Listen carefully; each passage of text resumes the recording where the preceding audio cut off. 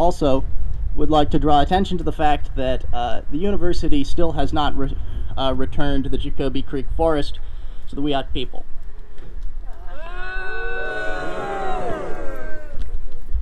So, January the 18th is the Day of the Forest Defender, a day honoring the second anniversary of the murder of forest defender Tortuguita. This day is a call to action, an annual call to action in memory and in honor of fallen forest defenders all around the world.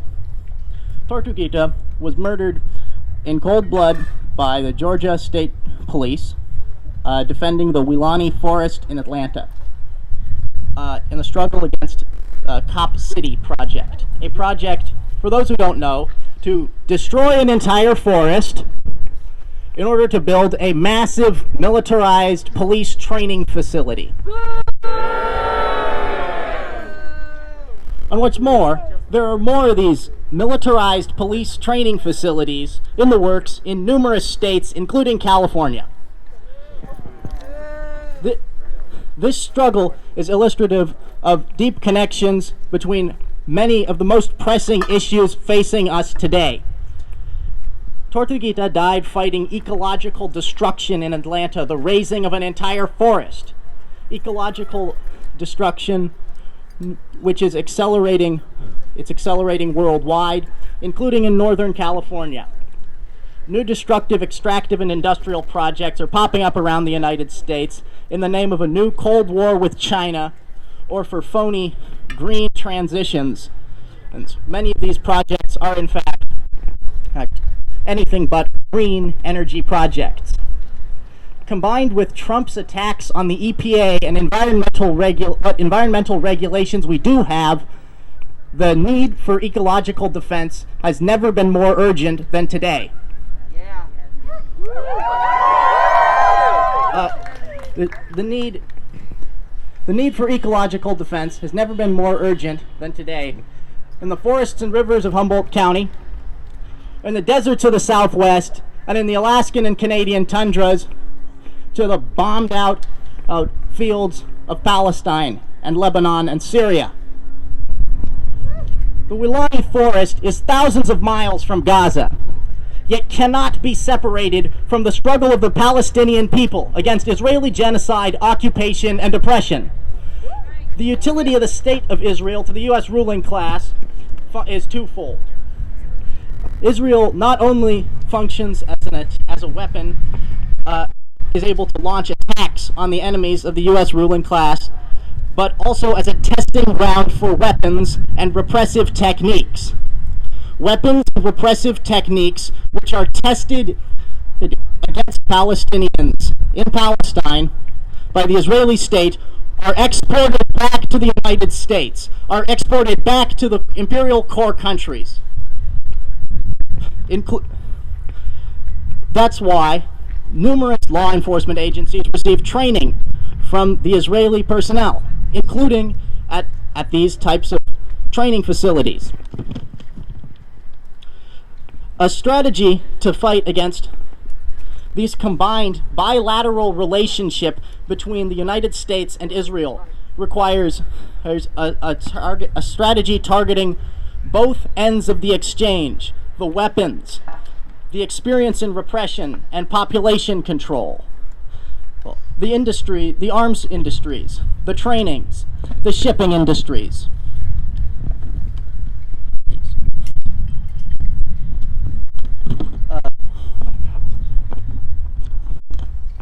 The massive militarization of police is directly connected to population control and repression here and worldwide. Ironically, Cop City opponents in Georgia have been targeted with massive repression and lawfare, including absurd RICO and domestic terrorism charges.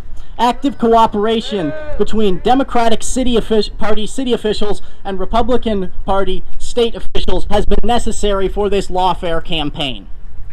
If old-fashioned, goose-stepping fascism ever does come to the United States, it will be because officials such as these forged the tools which make it possible.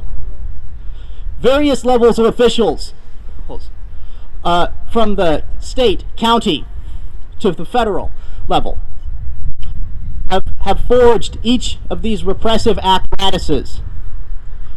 From the Patriot Act to today, these RICO charges. This political repression is just escalating. Thus, these elected officials cannot be counted on alone to do the right thing and to protect us against what Trump's second administration may bring. Amidst the repressive threat brought by Trump's administration, effective resistance will require us to break our reliance on others to act for us. Robust resistance will require parallel constructions and deepening of community bonds. It will require us to reject our alienation from each other and from the environment around us. And it will require us to reject our hopelessness, to enable a historic deepening and broadening of struggle.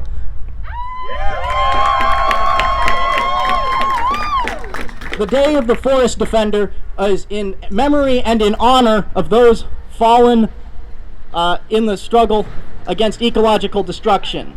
The way we honor those who are no longer with us is continuing their struggle. Their struggle against domestic repressive violence of the police forces. Their struggle against ecocide and extractive capitalism. Their resistance to their struggle against genocide and occupation of Palestine, and against deportations, anti-queer hatred, and every other cancerous outgrowth of capitalism in this country. That's our way of honoring our siblings who are no longer with us. It's right to resist, and the only way injustice has ever been dealt defeat is through resistance. Fuck Trump. It's right to resist.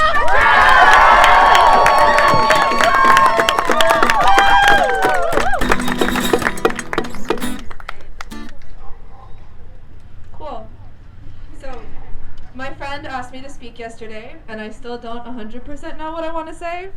I asked what the hopes for this march and this rally were, and they said to bring people into community, increase awareness, to inspire action, and that feels really hard for me, given the state of the world that we are in. I'm not necessarily more scared than I was yesterday, or before Trump became president, or a month ago, or a year ago. I remain completely terrified for the loved ones that I have who do not exist in the positions of privilege that I do, who I know are in more danger than I am, and that is why I am here. It's easy to feel helpless, like they were saying, in the face of capitalism, in the face of fascism, and in face of the structures that uphold it. But I was reminded that there are more of us than there are of them, than there ever have been of them. I remember the looks on the police's faces at the encampment, how terrified they were of us, because we are so much stronger. Last Wednesday, a ceasefire deal was announced, and I spent the days waiting until Sunday, anxious and terrified, not only about the chance of it not becoming official, but of the knowing that there was going to be increased aggression, not only in Gaza, but in the West Bank. I hoped that I was wrong while Israel delayed their votes and reaffirmed their desire to destroy Hamas, or to re-engage in violence, re-engage in warfare, in self-defense. Since it was announced, hundreds of people have been injured by the IOF and over 100 have been murdered. Since the deal went into effect on Monday, 60 people have been arrested in the West Bank as they released 90 hostages from Israeli prisons who were held without charges, and an 18-year-old was shot in the head in Rafah. Settler attacks in the West Bank are ramping up, but today Palestinians are returning to their homes in the north, guaranteeing that they are going to erect tents on the rubble that was their house. Bodies are being recovered in Rafah, almost 200 now. 915 aid trucks entered Gaza yesterday, and an explosive killed an IOF soldier in Jenin. To 2 days ago, in one of his final acts as president, genocidal Joe Biden granted Leonard Peltier executive clemency and commuted the remainder of his sentence. It's the barest minimum that we could ask for, but I spent the morning and the days since crying over it with my friends, on the phone with my mom, who was protesting for his parole over 30 years ago. Peltier said, "It's finally over. I'm going home. I want to show the world I'm a good person with a good heart. I want to help people, just like my grandmother taught me." And I hope that we all take that forward with us. And then Trump was inaugurated, and he backed out of the Paris Climate Accords, and he left the World Health Organization, and he issued pardons, over 1,500 for people connected to January 6th. And he stated that the federal government would only recognize 2 genders, and he ended the federal DEI programs, and he's seeking to end birthright citizenship, and he is imposing crazy tariffs on our neighbors, and he declared a national energy emergency, lifting regulations on oil and natural gas extraction that will only lead to environmental degradation. And he temporarily suspended the U.S. refugee admissions program, and plans to rename the Gulf of Mexico the Gulf of America and revert Denali to Mount McKinley. What the fuck? And he's rescinding sanctions on Israeli settlers that are involved in violence against Palestinians in the West Bank. What the fuck? None of this is surprising, but it is terrifying, and it strikes you down to your heart. So what do? We show up to events like this, and we can organize our own. We can still contact our representatives or join class action lawsuits against Jared Huffman. We can help people like Leonard Peltier wants to. We can feed our friends or read a book together, sharing resources when we find them. We can boycott brands and products that are rooted in colonization and exploitation, and we can disrupt their business. All you need is a couple cars to sit in the McDonald's drive-thru for hours and not let them make any money. Sit in the Starbucks drive-thru for hours and not let them make the money. Sit at the pumps at Chevron, bring a board game, bring a book, listen to a podcast. Have a mending party with your friends and keep clothes out of the landfill, clothes that are made by people paid less than $1 a day. Connect to the Old Town Community Alliance for their drives, or with Food Not Bimes for food distribution on Sundays. Tune in to Centro del Pueblo, join a Migra Watch training. There's one happening tonight. Trade and barter instead of buying. When you spend money, be thoughtful about where it goes. Learn some first aid skills. Do a Know Your Rights training. There's one happening on Thursday. Punch a Nazi. Get comfortable with firearms. Take a self-defense class. They happen in Eureka every Monday, 6 o'clock. There are more people here who are doing the work to create an ethical future, and you are wanted in that work however you show up, whenever you show up, however you can. It's true that there is no power like the power of the people. We can bring the empire to its knees. Free Palestine, free Sudan, free Congo, fuck La Migra, fuck the USA, and fuck Donald Trump.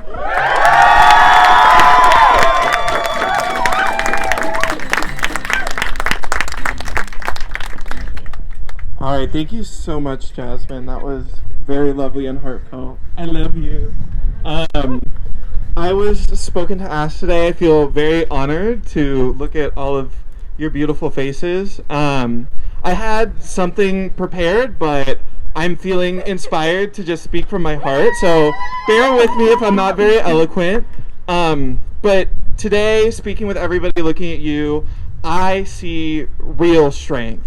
I don't see the fake shit that politicians put on, that they posture to put themselves in positions where they get to make decisions. This right here is fucking real.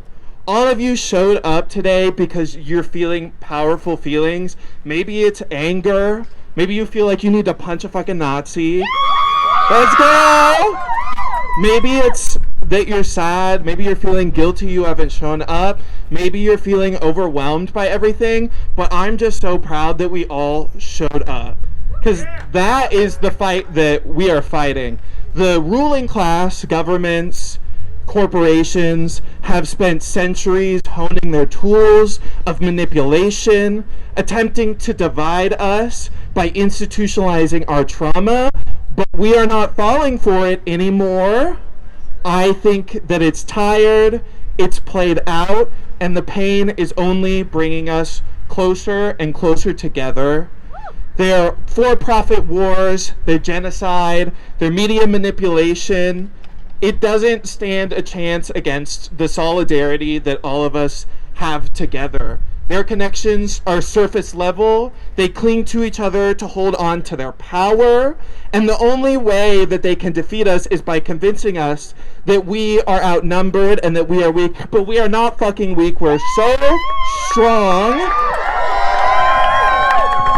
And we are awakening and we are realizing our class consciousness. This is a global battle. The people of Gaza, the people of Sudan, the people of the world, the colonized people and the working class have so much more in common than we have different. And we are not going to forget that any longer. So just as Jasmine said, fight locally, fight for the people who are here, that are standing next to you, that love you, that will support you through all of this bullshit.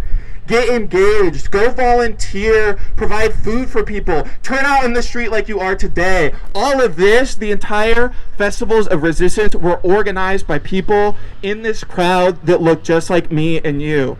I am just so excited to be here, to witness everybody coming together, this realization of collective power, and I can't wait to see what we can do together, because if we try and fight this alone, we're gonna lose. But if we fight it together, there's literally no chance of defeat. We've got the numbers, we've got the love, we've got the passion, and thank you for making me feel hopeful today. Thank you for inspiring me to keep going and just exist in this community.